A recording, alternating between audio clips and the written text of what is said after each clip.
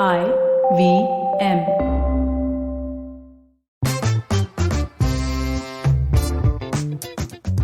Woohoo! Well, Okay, guys. Hey, episode 2. What up, baby? Episode 2. Episode Um, of Bombay had 1 day of winter, 1 day without fan. We had to kind of survive the cold. How is Delhi doing for you?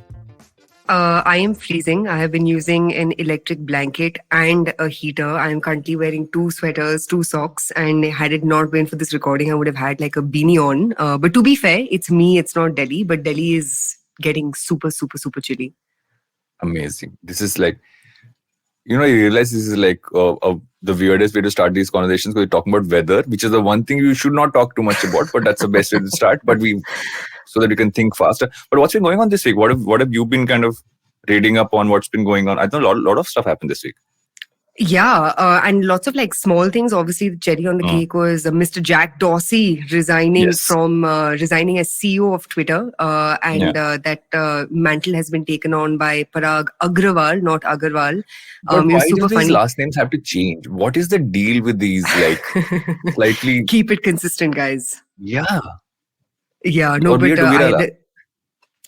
oh God, please definitely don't be a Salvan. It takes like 600 years to just say my full name from top to bottom. But a very fun fact is I was actually LinkedIning Parag Agarwal. I spelled it as Agarwal, not Agrawal. And it was super funny because the first thing that showed up was this guy who said, I am not Twitter CEO.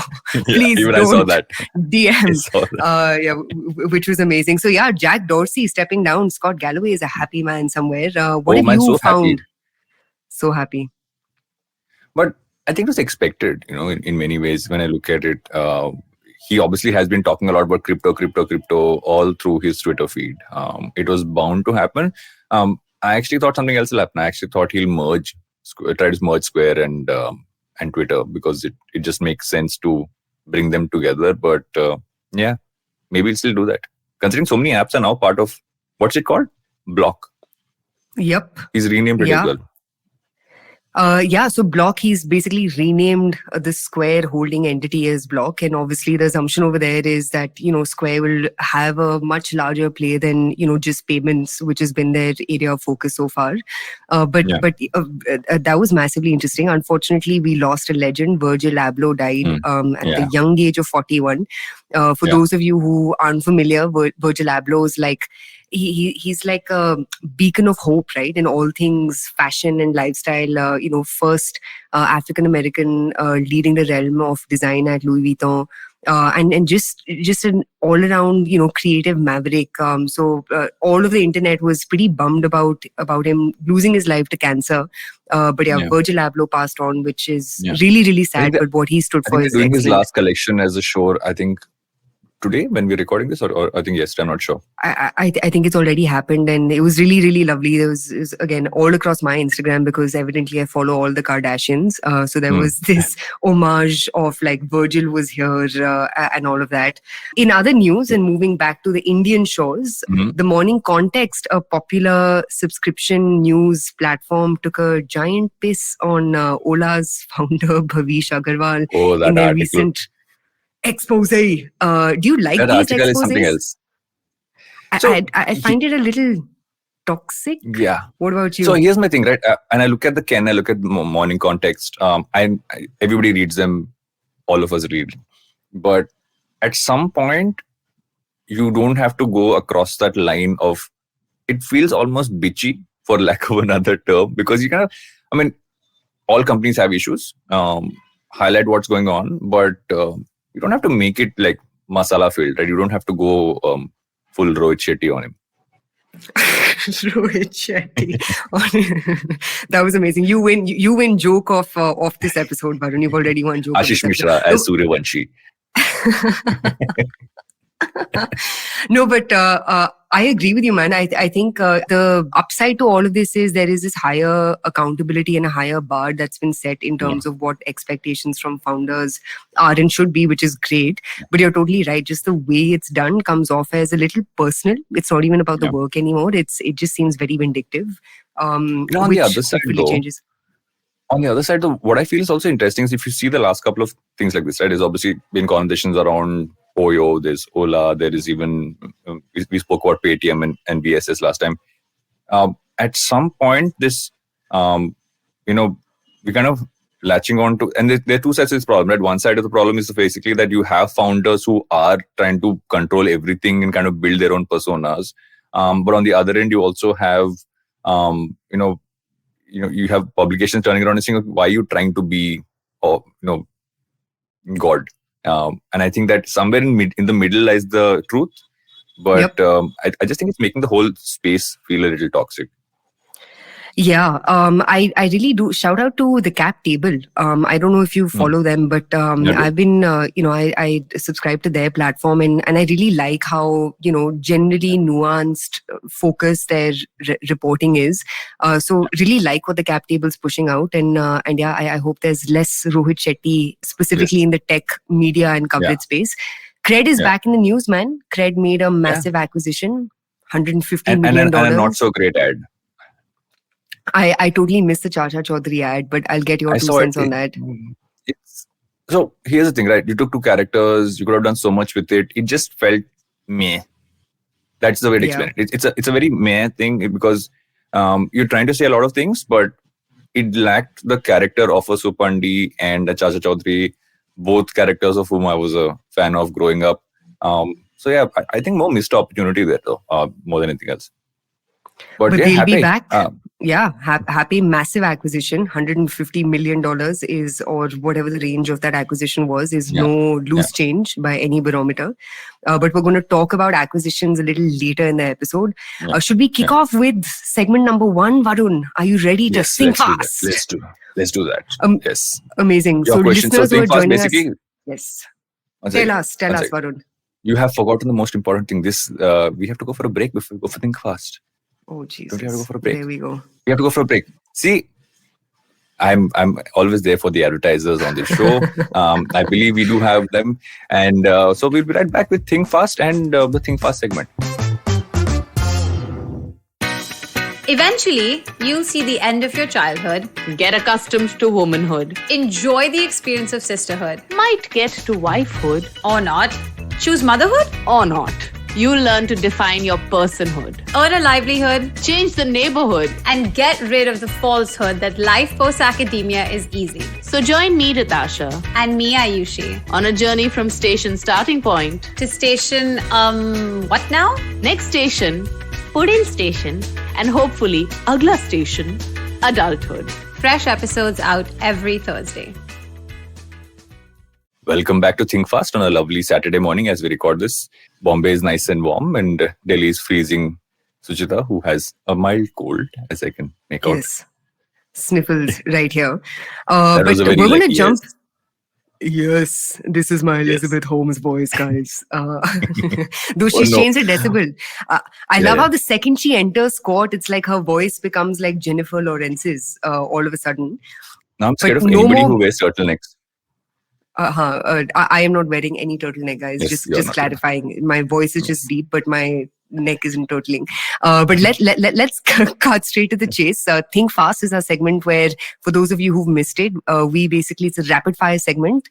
Varun and I ask each other a quick question or throw a phrase at one another, and we have to come up with the quickest, fastest response. None of us win a hamper, but it is what it is. Varun, are you ready for Think Fast? Yes, and we'll try to be more rapid this week. Last week was not rapid at all, or fast.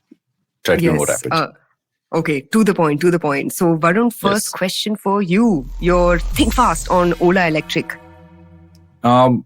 Still pretty bullish on it. I mean, if you're looking at it globally, in terms of just how things are going within like a Tesla, everybody else, pretty bullish. It's a smart move. The problem honestly lies in the rest of the company. How is he going to be able to look at everything together and really be able to meet the orders? But still bullish. I still think it's a great move. From me to you. What do you think about Spotify Wrapped? Just got done. What was your term? What did you what was surprising for you? But also, like, what do you think about the whole Spotify Wrapped thing? So let me start by saying you will not be surprised that I am not a Spotify subscriber. Of course not. I'm still on 1+5S, guys. So that's a qualifier of how much money I have to give to technology apps and everything else. So I'm not on Spotify, so I didn't get access to any Spotify Wrapped. We have there's some iPad in the house that has Spotify on it, and I had a chance to go through everything that I've heard over the course of the year. Irrespective, shout out to, I want to definitely give a shout out to Amit Verma, who I think I've spent all of 2021 with, courtesy his long, meandering, but very, very informative 3-hour episodes. So if I did have access to Spotify, that would probably be number one on my Wrapped, along with Taylor Swift and Adele, which both of whom we covered last week. I think it's genius, man. I think just the amount of word of mouth free viral marketing that Spotify gets as a outcome of Wrapped is incredible. What was on your list, given that you are definitely more with it than I am? Mellow and happy. So largely lo-fi is what I listen to all day long, lo-fi music. So I was very mellow in this. I somehow neither Jugnu or Diljit songs came up, although I listened to them a lot. So I was very I was pleasantly surprised that Punjabi was not my top category, but podcasts, though, Pivot was number one. Surprise. Pivot was number one. Most listened to podcast. But it's just genius, just in terms of how they've been able to do it. And also lots of other Spotify news, which maybe we'll talk about later. Your turn. Yes, 10-minute delivery. What is your take on quick commerce? This is basically okay. Everyone's trying to be a Kirana store right now. I think that's the problem, is that people still call your local Kirana store and order stuff you wanted quickly. You only order from apps if you're okay to get stuff much later. So everyone's trying to get into that. I don't know if it makes economic sense, to be honest. I think the Kirana store will always win on this front. So I have a feeling, looking at where Reliance might be going with this, they might actually win this one, because I think they'll aggregate the Kirana stores.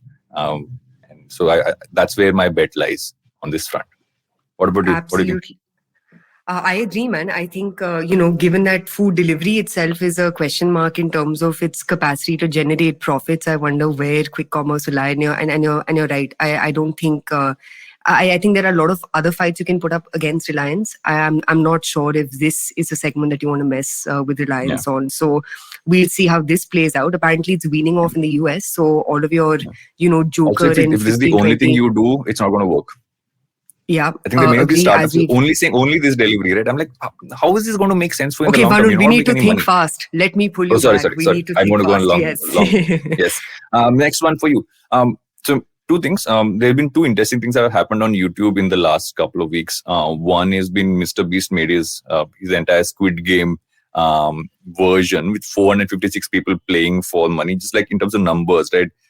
It took him 9 minutes to hit 1 million views on that video. 1.4 million is the number of subscribers he received in a single day because that video dropping, right? He basically broke YouTube in many ways. There are enough videos with 1 million+ views of how that whole set was made. The guy who made that set got some massive amount of numbers in there. On the Indian front, you had Bhuvan Bam, who released his series on YouTube by basically making his channel into his own OTT in that sense on YouTube. Hit let me put that number on 250 million in terms of views across the entire season. So there is something changing here. This is not a traditional way to put things. Go sell a property or do something on an OTT, but you're just putting stuff on YouTube and you're making massive amounts of money. So, what do you think of this? That was a very long question, Varun. Sorry. Your question was data. my answer. Data. just the data. I think a shout out to Mr. Beast, man. I know you've been a big fan and a proponent of just his ability to create at scale. After you brought up Mr. Beast in our last episode, I actually spent 25 minutes watching that video from top to bottom. That guy is what a creator should be, right? You can, in his face, you can see the joy that he has when it comes to creating. And I think the thing that Mr. Beast stands for is that, just because you're pushing content out on YouTube or Instagram or wherever else, you don't have to be jugadu about it, right? He's literally the opposite of jugadu. You can see how much effort he puts into everything he does. I think folks like him really stand for what the manifestations that creator economies can take, in the future. And I hope we end up really deep diving on all things creators, which I know is something that you're very passionate about. I haven't seen Bhuvan Bam's Dindora yet.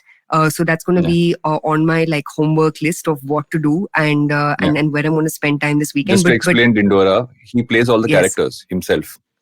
What? Yeah, so he's the one-man show. He's the main creator. He's the main character. He's also the mom. He's also the dad. He's also the uncle. He's also the villain. He's everybody. There are scenes where in the entire frame there are 4 of him. This is a YouTube series. So it's crazy how well that's been made. And he made. made this himself. It's produced by him. Holy shit! Wow, good on him. It's crazy. Yeah, it's crazy. It's so ambitious, and it's something else in terms of just scale of what's been created. Also on the Mr. Beast front, one more data point. I have lots of data on that. He spends $48 million a year to make his videos.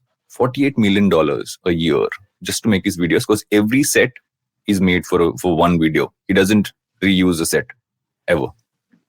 Which is incredible. But it goes back. You can see it on his face. So listeners, if you're listening to this, and though we've gone on and on and on about Mr. Beast, but you have to see the joy with which this guy creates. It is truly, truly infectious. Okay, think fast, Varun. Block. Yes. All things block. I think we're moving towards a point of super apps really becoming a thing. I know it's always been a China-focused aspect, but I think more than super apps, I feel what this is going to be is, if you look at what happened with Meta, Alphabet before that, and now with Block, you're realizing the fact that you have so many varied services and you still have one brand name. I think they're all trying to bring this whole bundling together, and also keeps the founders a lot more safe, right? You're not worried about anything wrong that happens on one platform. You have people who will run each of these. So I think it's smart. I think he's moved towards crypto. If you realize, if you go to the announcement video for Block, there is this one, they've tagged all the brands which will be part of it, and one of it is TBD. Just @TBD. So, interesting.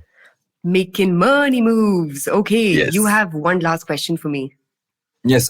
So this is something which happened a couple of weeks ago, but I thought it's interesting. A TikTok creator, he raised 1.5 million to launch his own ice cream shop. All his content is on ice cream. So he raised $1.5 million to launch his own ice cream shop. What do you think about that? I think this is incredible. And this is where creator, everything should be going, right? I think this is the real unlocker of what a platform like TikTok can do.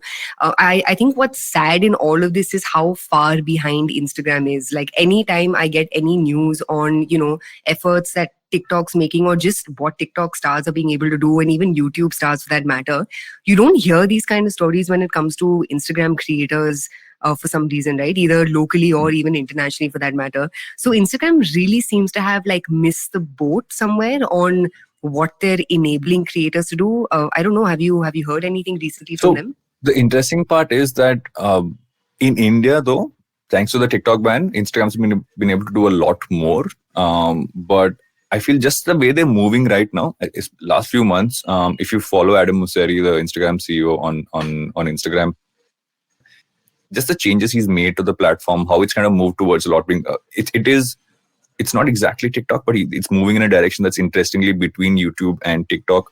I think it's still an opportunity for them.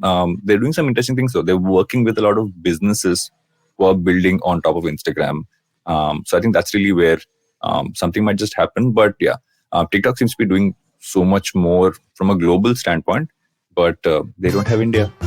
There's all sorts of random things happening on the internet, but let's kick off with first and foremost consolidations and mergers. So listeners, just a quick rundown of everything that's been happening. Pristine is apparently acquiring Practo. Cred made a massive announcement of their big fat acquisition of business expense management app called Happy.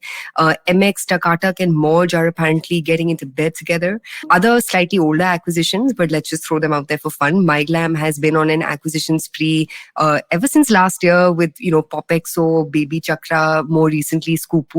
Roposo's tying up with collective artists. Chatterbox has gotten acquired by QU Media. A lot of this and much more has been happening in the past couple of months. So, Varun, let's kick off with Pristine and Practo. What is this Milan happening with Pristine and Practo? It's interesting, right? Because if you look at just like the size of the companies, Pristine is smaller from what I've read than Practo, and also fairly newer in that sense. Yeah, much newer. So, but I think the thing that Pristine has done is, it seems like, and not to not that it's literally the same thing, but Pristine and Practo kind of seems like, Nykaa versus Amazon, where Practo took the anything and everything approach, and they kind of became like this house of all things doctors or like medical related, and Pristine seems to have taken a very like focused approach, where if you open their website they say this simplifying the surgery experience. So they've stuck to surgery as a category and gone really deep within that. I also think Practo at some point had two problems, right? Practo was a lot more like master of none. Just Dial, yeah. In many ways. Yeah, it was almost a listing service. I remember using it, and I remember meeting doctors who were confused. I come from a family of doctors. I asked them about it, and they were like, "Okay, one second. It just most of them don't need it. You might just get access through it once. You weren't really booking through it, and so maybe they were too early. Maybe they were too Just Dial-ish." And I feel that this can actually maybe help them focus a little better, because now people are doing stuff right. So imagine if Practo was a little more fresh around the time of the pandemic starting off, and maybe people would have used that a lot more. But I think it'll just get them more focused. But it's also because of who's their main investor is, right? I'm gathering that's one of the main. Yeah, that's the. So I'm guessing it's like that's Seema Aajo Bachcho saath mein. Seema Auntie, Indian matchmaking. Yes, happening right here.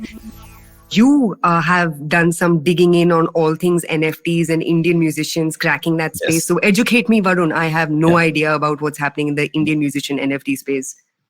The interesting part about NFTs, right, is the fact that everyone, when it first came out, everyone talked about NFT, and I was one of those people who kept saying, I'm illiterate, I have no idea what this is, right? I actually learned a lot more about NFTs by a DM. I tweeted saying, I have no idea what NFTs, can someone teach me what NFTs are? And I had this guy who DM me on Twitter and said, can I get on a call and explain it to you? And this guy was like, 19, 20 in college, starting his first NFT startup. Wow. So he spent an hour explaining NFTs to me like I was a child in kindergarten, and it was the best explanation I got. So here's a few things which we don't kind of get about NFTs, right? Is the fact that everyone's like, okay, well, what's the point of buying it? What am I going to get? And I think to simplify and understand this, you are buying art. Of all forms, and you're investing into artists or creators in that sense. So let's say the classic example, right? Would you have the Mona Lisa, the original, or the fake one many people have at home? But you can actually show that you have the original. So digital art was an obvious one.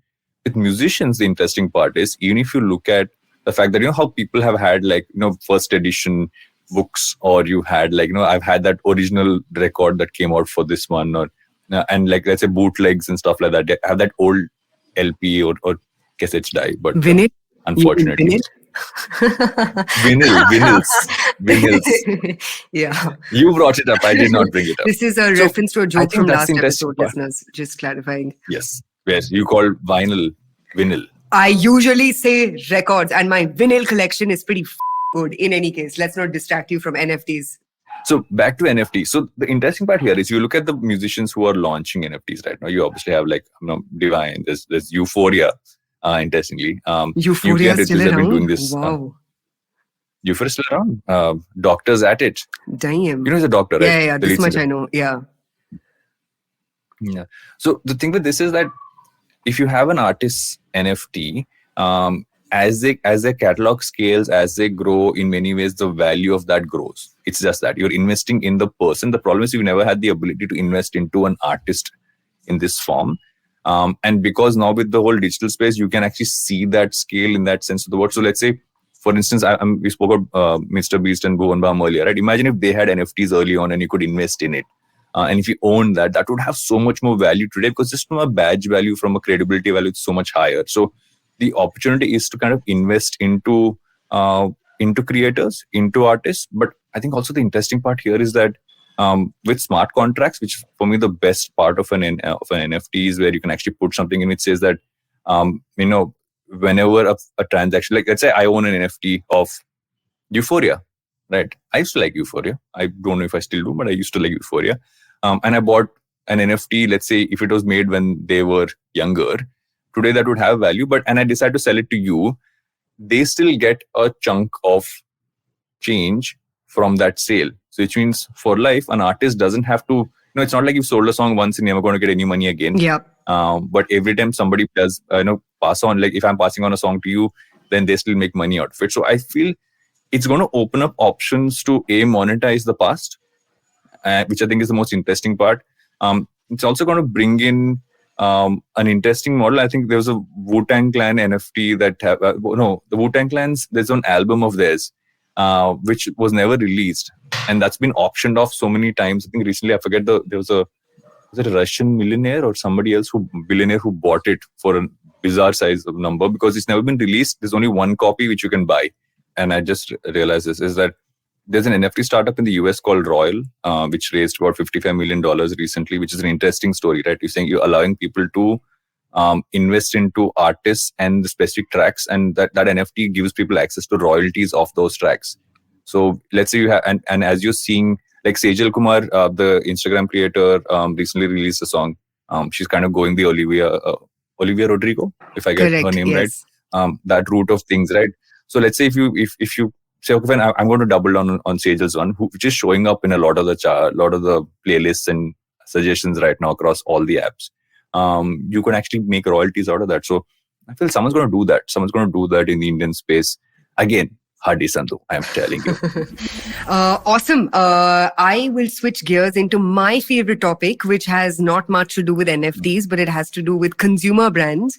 And there's so much that's happened in this space. I think this year has really been the year for consumer brands. You've seen, multiple consumer brands sort of morph into house of brands. You've seen consumer brands raise more money than ever before. And you've seen consumer brands sort of break into the unicorn club, right? Whether it's the Liciouses of the world or, what MyGlam's been able to do and hopefully many, many more as we go along. So just a quick recap of the news in the past, 10 to 14 days. Saint Botanica, which apparently is in talks to be acquired by MyGlam as per the Economic Times, has roped in Kareena Kapoor Khan as an ambassador. Why that choice is made, Varun, I'm going to ask you actually as a digital media and marketing expert. Sleepy Owl, a favorite coffee brand for many, has raised $6.5 million from their existing investors. We've also seen a lot of interesting action happen across multiple different categories. Interestingly enough, beauty and skincare still seems to be absorbing a lot of, angel money and VC money at large. There's a brand called Mother Sparsh, which is a premium Ayurvedic and natural baby and mother care brand that has apparently raised money from ITC, which is super interesting because you really don't see ITC making, too many early stage startup-ish kind of bets. 10 Club, who we briefly referred to in our last episode, another of those Thrasio aggregator models, they have acquired 3 gardening startups. One is called Craft Seeds, there's Gate Garden, and there's Kriti Kalash.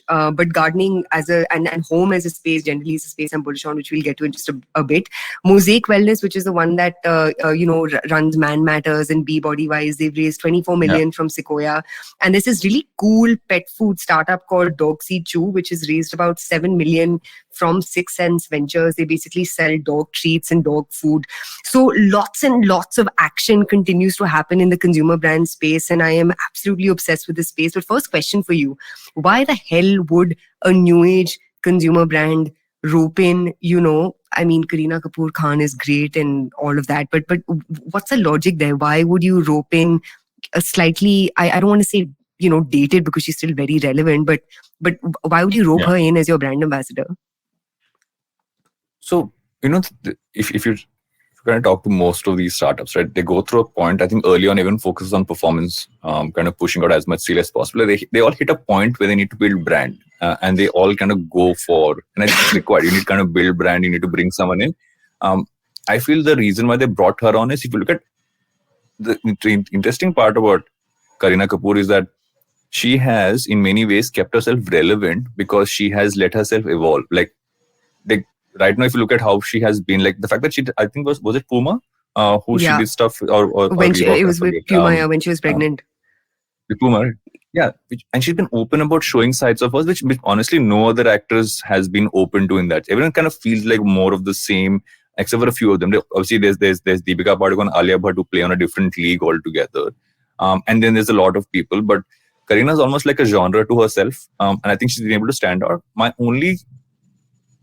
only weirdness of this choice is that because she moved from doing stuff. Obviously, there's some stuff she does with Lakme and with if I remember right, with WOW as well. She's done some stuff with WOW as well. Correct. I don't know how much this will differentiate things for the brand itself, because I think she's been associated with too many things already.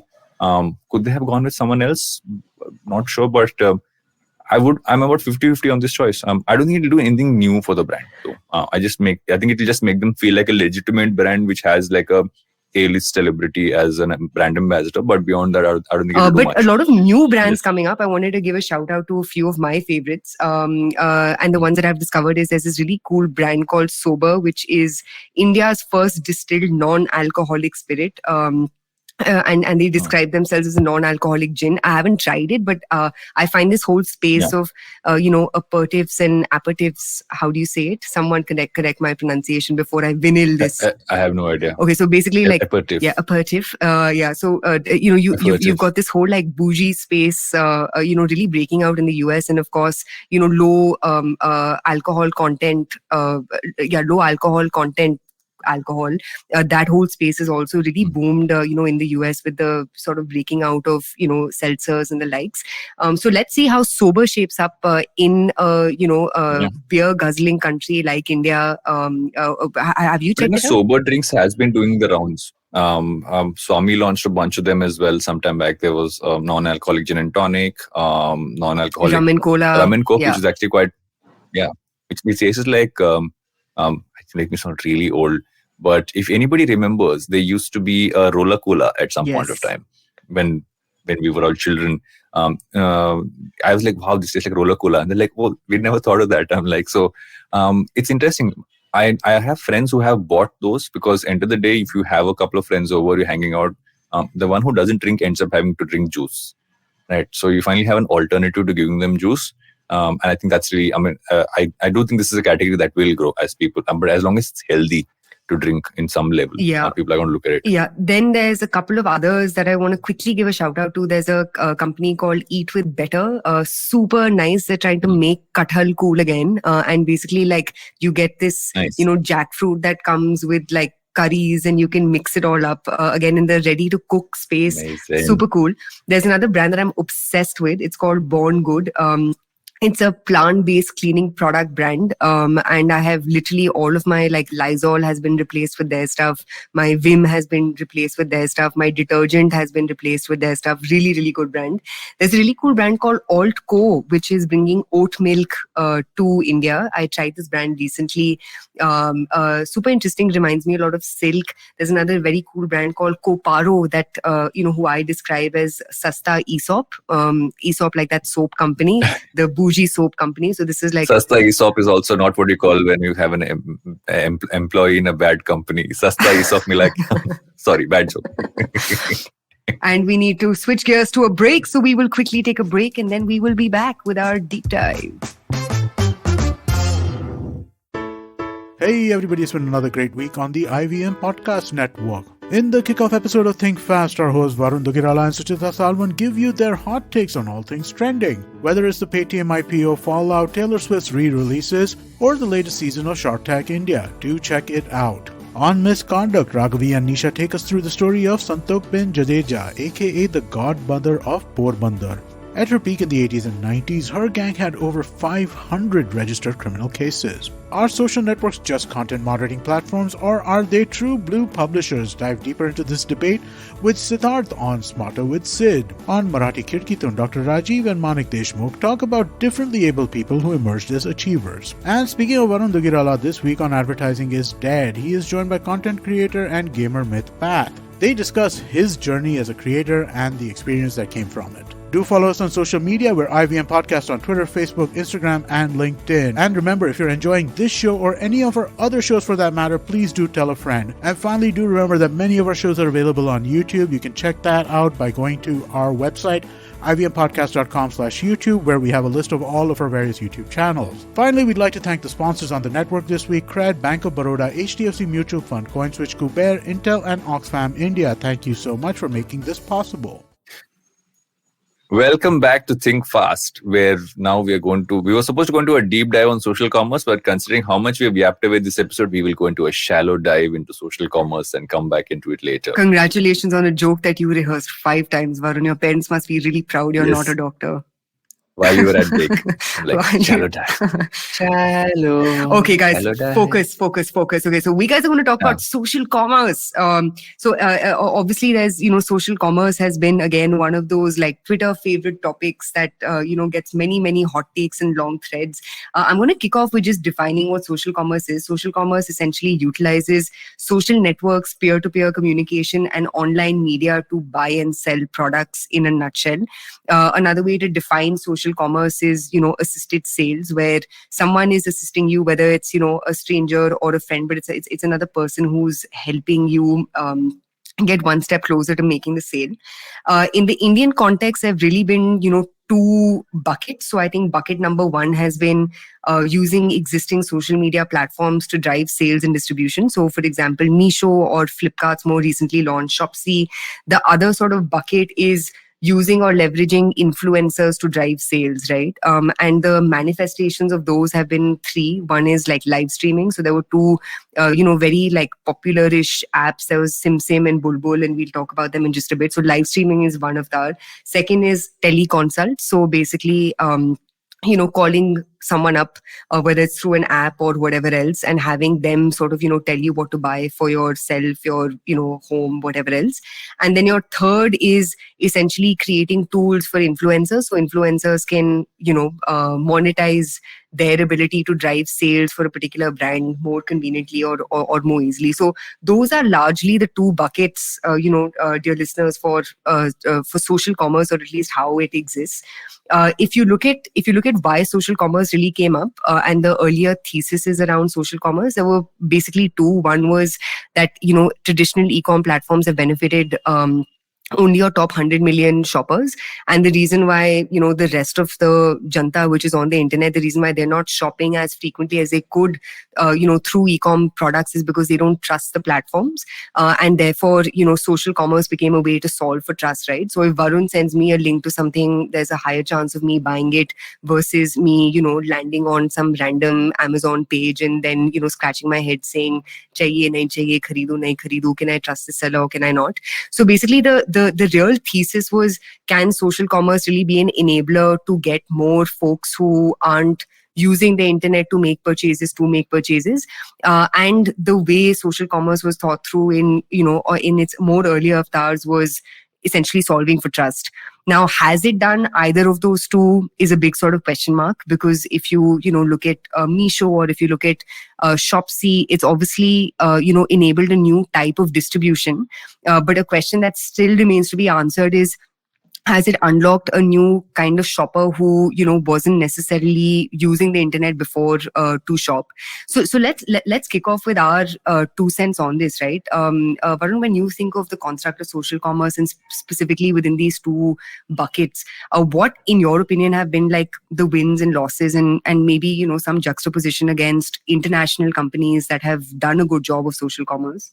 At least from the Indian context, I've seen the fact that social commerce has worked when you go very, very targeted, right? I think the fitness space is a great example. If you look at it, a lot of people do end up buying products through influencers, through creators, through this kind of a push, because in many ways, what you buy, you also ask your community, right? You are also trying to, if somebody uses, let's say, a protein powder, you will end up buying that because, okay, this person already uses it. So I feel in India, we're also very averse, like you said, in many ways, to kind of take up something new. We've always been that. We want to sample stuff and we also like to shop. So in broader categories, I think it's a lot tougher.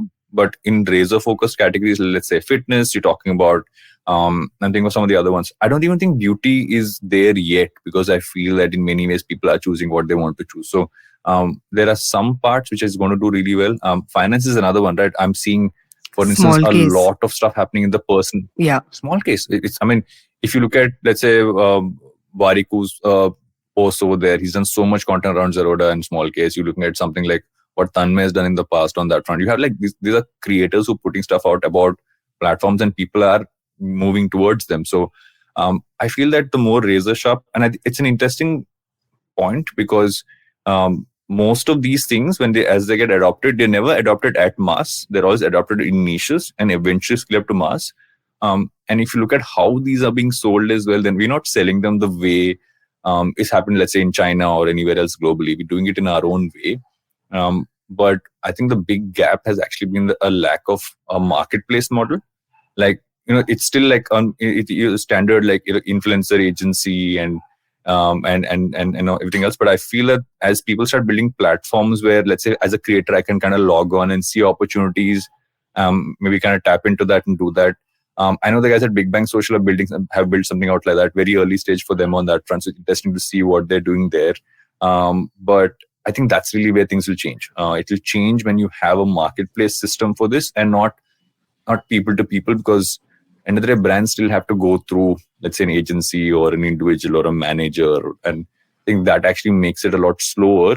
And I think that's where it's kind of gotten stuck a little bit. We need innovation there in just that, how things connect together. Yeah, so I think, obviously, in my opinion, I think Meesho is like the peak of what, P2P commerce as such looks like in the Indian context, right? Because what they've really been able to do is take your models of like Tupperware and Amway and, put them on acid and really create what they've been able to create, through their product, right? But if you look at the kind of investments that Meesho's had to make, it's really no joke. I mean, you need to hold inventory, you need to have genuinely a frictionless commerce experience, because a lot of these purchases that are made are end up being impulse purchases, especially at the scale at which Meesho is operating right now. So, for example, if you look at Meesho's average order value, it actually ends up erring in the side of comparable almost to the Swiggies and Zomatos of the world versus comparable to platforms like Myntra, Nykaa and the likes, which actually operate in the same category. So one of the best categories for Meesho, at least the more recent reports that I've read, has been categories like fashion, right? And fashion again is a category that plays very well in the unbranded space. So I think where like the quote unquote Meesho or like Flipkart Shopsy model becomes interesting is if you're playing in categories that are highly unbranded, if you're playing in categories where the customer is likely to make an impulse purchase, and if you're basically making the experience of impulse purchase plus peer-to-peer setting as frictionless as is possible, which means you really need to invest in infrastructure. If I had to switch gears to what you said, right, which is really using influencers to drive sales or giving them the tools and the capability that they need to even measure the impact that they've had. Again, there have been a lot of experiments. There was SimSim and Bulbul, which were launched a couple of years ago. SimSim has, sold to YouTube. Bulbul, I think, sort of tapered down from their previous avatar of live streaming and video commerce is what they refer to themselves as, and are now focusing more on, creator tools and using tools to help creators generate success. There are obviously platforms like Roposo and Trell that have, sort of experimented with this influencer-led commerce. How much success they've had is a bit of a question mark. I spent a little bit of time on Roposo and, it just seemed like there were a lot of like nice looking women and a lot of like very horny men because a lot of the comments on, like the live streams were, "Hi, you look beautiful. You are great." But there actually been a lot of these, right? I remember a while back when, and this is almost like a couple of years, right? We've seen a lot of platforms which said that the more, like, there was also a lot of live selling in that sense. People have tried, but you're right. It becomes a lot more about guys commenting on girls, and that's what happens. And you hit the nail on the head, right? That's what happens when you sort of don't have like a category that you focus on and really build very specifically for that category, right? So if you look at like where this becomes successful, like think of it in the form of like a Venn diagram. So and here's why Instagram or like platforms like TikTok are best poised to actually have an impact over here, because they have three things going for them, right? First is proprietary creators. I think the big issue in the Indian social commerce app space is none of them have been able to build proprietary creators. A lot of them have actually had to pay popular creators on Instagram and YouTube to come and create on their platform. What the long-term results that leads to is a big question mark, right? Versus TikTok, YouTube, and Instagram, where creators have been built on that. Like Mr. Beast is a YouTube product. He's not, he's not an implant from somewhere else who, started creating content on YouTube. I think the second, secret ingredient is absurdly awesome DAO to MAU. So you need like the customer coming to you at a certain frequency and assuming that, at X frequency, the customer will end up making a transaction through your app. So basically helping your user transition into a shopper. So that's the second, ingredient of the secret sauce. And the third is supply niche, exactly what you said, which is somewhere you need to be really focused about what category you're going after and then really problem solve for everything from supply chain to brands, merchants, SKUs, and even creators for those categories. So for example, in the American context, and there are a lot of social commerce plays coming up, all of them are vertical. Like Supergreat is a vertical play. Then there was another one called Newness or something, which is also a vertical play. There's another really cool product called Shop My Shelf, which again is a vertical play, and they're all focused only on beauty. But it's basically in this like Venn diagram of these three things: proprietary creators, absurdly awesome DAO to MAUs, and supply niche. It's in the middle of this where, magic lies. In fact, there's this really cool platform that you should check out. It's called Whatnot. It's a YC funded company. It's a YC incubated and funded company. Again, recently raised a significant amount of money. They sell collectibles. So basically, like you find like collectibles on Whatnot, and again, it's all live streaming.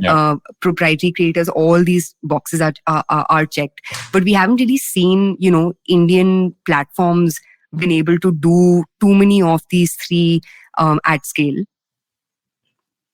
I think also so there's an interesting thing about what's happened in India, right? As social commerce became what it became in China, India was still at an early stage in this whole influencer creator space and how to sell on social. And by the time it kind of picked up steam, I feel creators also are looking at things very differently now. People are trying to figure out, okay, because not everybody wants to get 1 million followers anymore. You're just trying to figure out, can I get 1,000 people, 2,000 people? What can I sell them? So people are doing courses, they're doing stuff they can sell directly. So they don't need brands as much, although everybody wants brand deals. So we're at this weird point where creators are turning around and saying, okay, this is how much I want to do, this is how much I don't want to do. And in the middle of that, I don't think people necessarily want to go onto another platform to sell unless they get additional perks, like you said. So they're saying, why can't I just do this on Instagram? I already have an audience here. Why will I pull my audience there?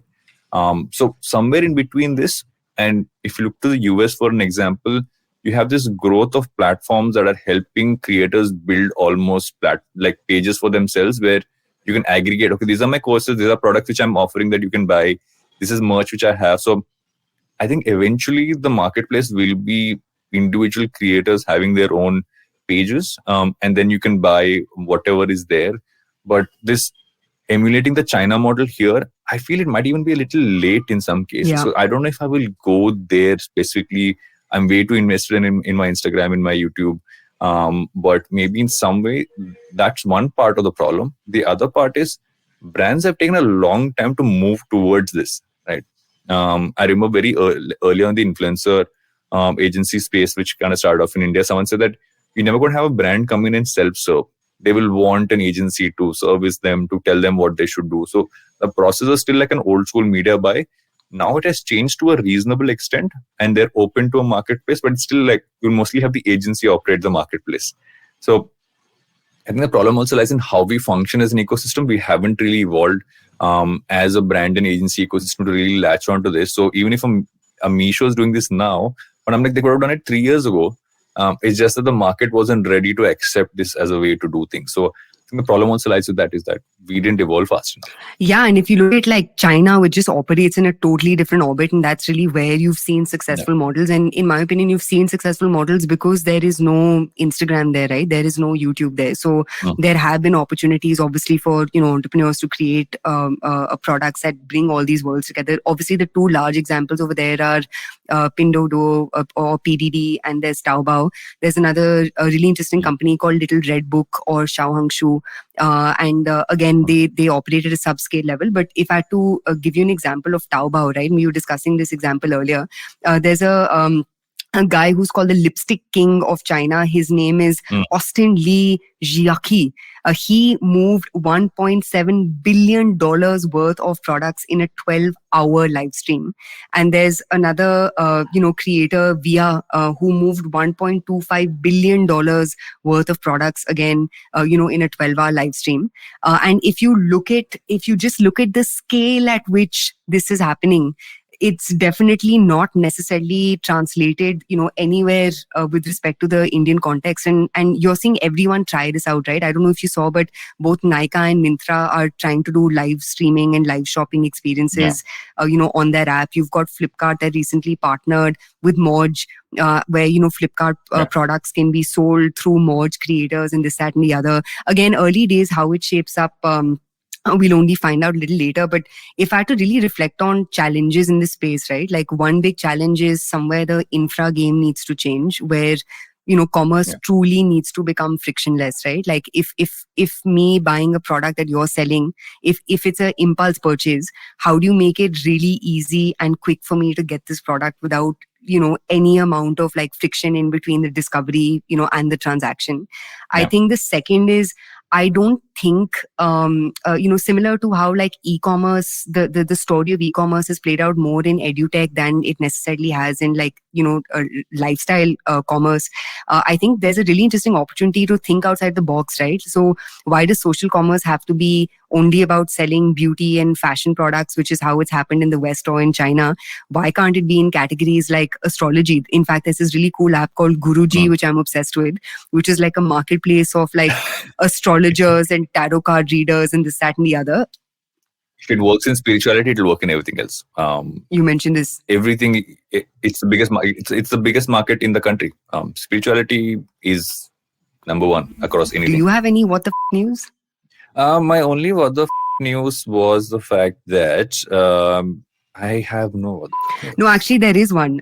We are like ruining this part. But there's one. Remember, I shared this with you that apparently limb lengthening searches are through the roof thanks to dating apps. So apparently, like the one biggest filter used in like Bumble or Tinder or the likes. I'm not on any of those apps because I have been happily with my partner for the past 8 years. But in the dating game, neither have I. Yeah, in the dating game, one of the most popularly used filters is height. So like women want to make sure that the men that they're dating are tall. Can't you just like not give the right height? I mean, or I don't know how that works. I've never used a dating app. Neither do I. But apparently, because there are all and on Bumble or one of these apps, it's apparently a paid feature. So I need to pay to be able to unlock the height of the dude because women don't want to turn up at a date, with someone. I don't know what this height construct is, but apparently it is a thing. And limb lengthening searches have gone up on the internet. So in this week's What the News, everyone apparently wants to become taller, which is interesting and enlightening all at the same time. But let's screw the What the News segment and maybe talk a little bit about recommendations. So Varun, what are you going to leave our listeners with this week? What's the one thing you recommend? What's the one thing I recommend is the fact that, and I never thought I'll say this, that if you really want to understand NFTs, watch some recent Gary Vee videos. I haven't recommended Gary Vee in a long time, but truly, he's explaining it in the right way. I was a person who watched a lot of Gary Vee at one point of time, and then I was a person who stopped watching Gary Vee altogether. I've gone back because he's explaining it in actually a really good way. And he's, as always, Gary Vee seems to do things before everybody else does it. So watch Gary Vee content on what he's doing on VeeFriends and in general, because he's gotten into this before everybody else has. Awesome. And I think my recommendation for everyone, because you mentioned Succession and family business, is there's this super, super, super cool podcast, which is basically a behind the scenes of everything that happens at vis-a-vis, like, shooting off Succession. And basically it's a podcast. I'm forgetting what it's called, but just search for Succession. And Kara Swisher is the host. And basically she analyzes every single episode. And in fact, she analyzed the last episode with one of Hollywood's biggest party planners. For those of you who aren't Succession stans over here, please jump on the bandwagon. But yeah, this podcast is excellent because she brings on board producers from the show, writers of the show. She really helps contextualize every single episode. So yeah, the Succession podcast, the official Succession HBO podcast, is what I would recommend. And I'm going to say that by the end of this, a few episodes of this show, we will be competing with Amit Verma on duration. Amit Verma, we finally we took 2 of us to beat you, but we still have not reached your 3-hour point. And thank you for sticking off for this long. We will try to be faster and think more next time. Yes, and on that note, bye.